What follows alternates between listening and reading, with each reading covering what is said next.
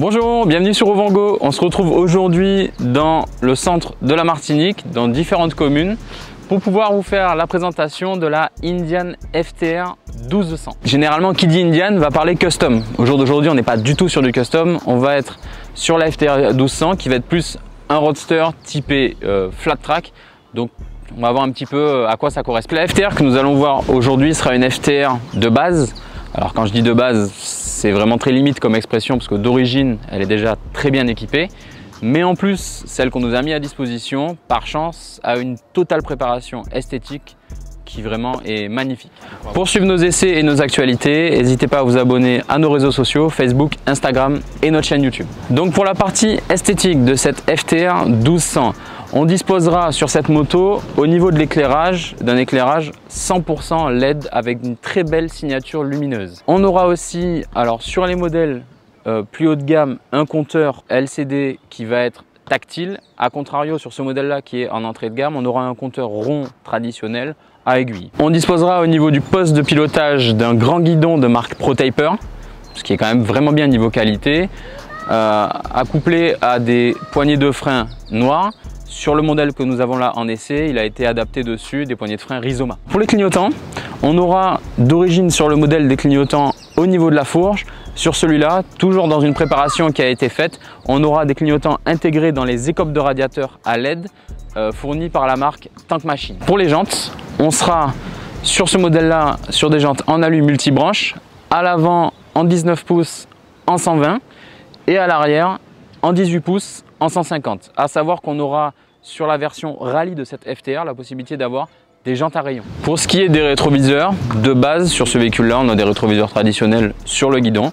Là, ils ont été installés des rétroviseurs de marque Maxxis en embout de guidon, ce qui esthétiquement finit vraiment bien la moto. Pour ce qui est de la partie freinage, à l'avant, on retrouvera un double disque en 320 mm monté sur des étriers Brembo 4 pistons radio, accouplé à un mètre cylindre radial de marque Brembo aussi. Pour l'arrière, on sera sur un étrier monopiston de marque Brembo, à savoir que le tout sera relié à un système ABS et super intéressant au niveau de la qualité du freinage, on sera monté en full Durit Aviation d'origine. Pour l'amortissement de cette moto, à l'avant on disposera d'une fourche de 43 mm, fourche inversée non réglable par contre. Pour l'arrière, on aura un amortisseur latéral qui lui sera réglable. Pour la selle, elle sera en deux parties, alors pas vraiment deux parties distinctes, on aura juste un petit dosseret pour pouvoir être calé en tant que conducteur. On appréciera esthétiquement énormément aussi son cadre et son bras oscillant qui sont en acier tubulaire treillis. Pour ce qui est de la partie carénage, on aura, alors pareil, modifié sur cette moto-là, pas forcément d'origine, le garde-boue et les coques latérales en carbone, à savoir qu'on a possibilité de les acheter chez Indian d'origine de différentes couleurs directement en accessoire. Pour ce qui est de l'échappement, on aura sur ce modèle-là un échappement SC Project, double sortie sur la droite, à savoir que d'origine, donc le modèle d'origine ou même sur des versions un peu plus élaborées, on retrouvera toujours un échappement latéral sur la droite avec un double échappement. Ça peut être du Akrapovic sur la version S ou sur la version d'origine, tout simplement l'échappement d'origine avec deux sorties. Alors pour les cale-pieds conducteurs, on retrouvera sur cette version-là, toujours pareil, en option, quand je vous dis qu'elle est très bien équipée, c'était pas pour rien. On retrouvera des cale-pieds type motocross, bien antidérapants, à la place des cale-pieds d'origine qui vont être tout simplement longs avec un petit caoutchouc antidérapant. De l'autre côté, on retrouvera aussi un support de plaque. Donc le support de plaque va être un petit peu différent de l'origine, à savoir que de l'origine il va prendre sur le bras oscillant et viendra se mettre pour englober la roue.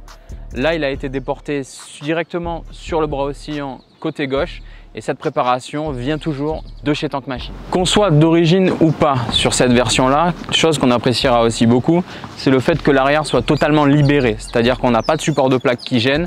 Sur l'origine, comme dit précédemment, on le retrouvera directement en englobage de la roue avec la plaque dessus. Sur cette version là, avec la préparation faite dessus, on l'aura directement sur le bras oscillant, ce qui permet vraiment d'avoir l'arrière du véhicule en pointe, ce qui est magnifique sur cette version là. Pour cette FTR 1200, dans la partie technique, on retrouvera dessus un moteur bicylindre en V de 1203 cm3 qui développe 120 chevaux. On aura en termes d'accessoirisation un système d'ABS. Donc il faut savoir qu'elle ne sera pas accessible au permis A2. Pour l'avoir en permis A2, il faudra la commander spécifiquement prévue à cet effet sur la version qui développe 95 chevaux au lieu des 120 de base. Donc niveau équipement, on disposera d'un régulateur de vitesse. Pour ce qui est de la hauteur de selle, La hauteur de selle est donnée pour 840 mm moto non chargée et quand on montera dessus, elle est donnée pour une hauteur de 805 mm. Le poids est de 230 kg, donc ce qui peut paraître quand même vraiment énorme. Après, réellement, en utilisation, on ne le ressent pas du tout, même à l'arrêt, étonnamment, sur les manœuvres avec moteur éteint. Elle est vraiment très légère et facile de déplacer. Pour ce qui est du réservoir, il a une contenance totale de 13 litres.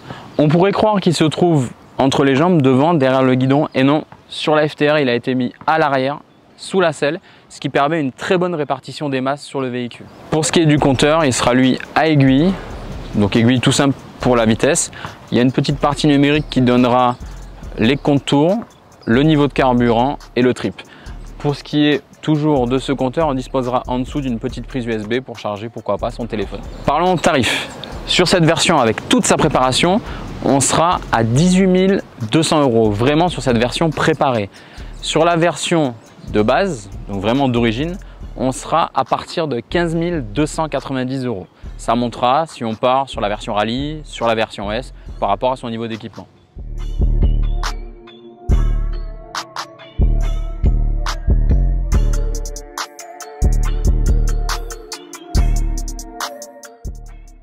Donc nous voilà rendus à la fin de cet essai de la Indian FTR 1200 dans la commune de Fort-de-France avec une magnifique vue sur la baie.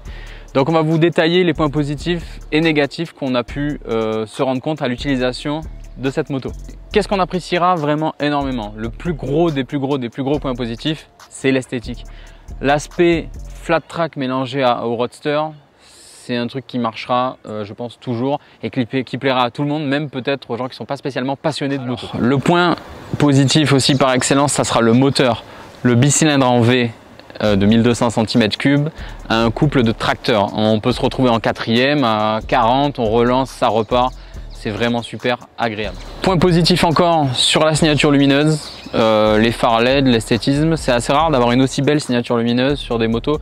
Là pour le coup, Indian a tapé quand même vraiment fort sur ce point là. Je vais me répéter encore une fois, le freinage, le Brembo avec Metzinand Brembo, étrier Brembo, Durit Aviation.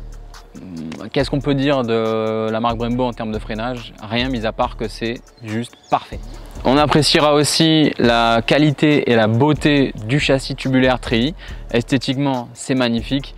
Et honnêtement, la moto dans les sinueuses, même en attaquant un petit peu, elle reste vraiment, c'est vraiment un rail, quoi. Elle va pas avoir tendance à dandiner du tout. Le châssis est très bien fait, l'amortissement est parfait dessus. On appréciera aussi beaucoup la possibilité de la personnaliser relativement facilement. Beaucoup de pièces, on a beaucoup de pièces disponibles chez des préparateurs ou même chez Indian directement. C'est quand même plutôt un bel avantage. Chose qu'on pourra déplorer, son poids qui est quand même assez élevé, mais comme j'ai déjà dit précédemment, étonnamment on le ressent pas trop en fait.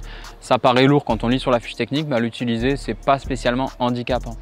Sur le modèle vraiment d'origine, on déplorera peut-être un petit peu le gabarit de l'échappement d'origine qui va être un petit peu gros. Mais mis à part ça, il y a vraiment très peu de points négatifs à donner sur ce véhicule. Gros point par contre négatif, ça va être la monte de pneus d'origine. Ça va être des pneus typés flat track qui manquent cruellement d'adhérence. Là c'est vrai que sur cette version là, on n'a pas lié le problème en changeant les pneumatiques pour une adhérence vraiment confortable, mais c'est vrai que les pneus d'origine ont tendance vraiment à beaucoup glisser. C'est le gros défaut et c'est un des plus gros défauts qu'on retrouvera sur cette FTR 1200. Donc pour résumer en global, qu'est-ce qu'on appréciera? Son esthétisme, son moteur, son grand guidon, son confort, son freinage, sa facilité de personnalisation. Comme dit au début de cette vidéo, Indian généralement, c'est vrai que quand on parle Indian, on va parler plus custom. On verra plus une clientèle de la cinquantaine. Là pour le coup, on attirera beaucoup plus de clients jeunes. C'est beaucoup plus facile à rouler. L'aspect mi-roadster, mi-flat track, c'est vraiment génial et pour le coup, ça donne une vraie nouveauté et un vrai coup de jeune pour la marque Indian. C'est une vraie réussite. Donc merci d'avoir suivi l'essai de cette Indian FTR 1200. N'hésitez pas à nous retrouver sur YouTube, Facebook et Instagram, à vous abonner à toutes ces pages pour retrouver plus d'actualités auto et moto aussi. Merci beaucoup, à très bientôt.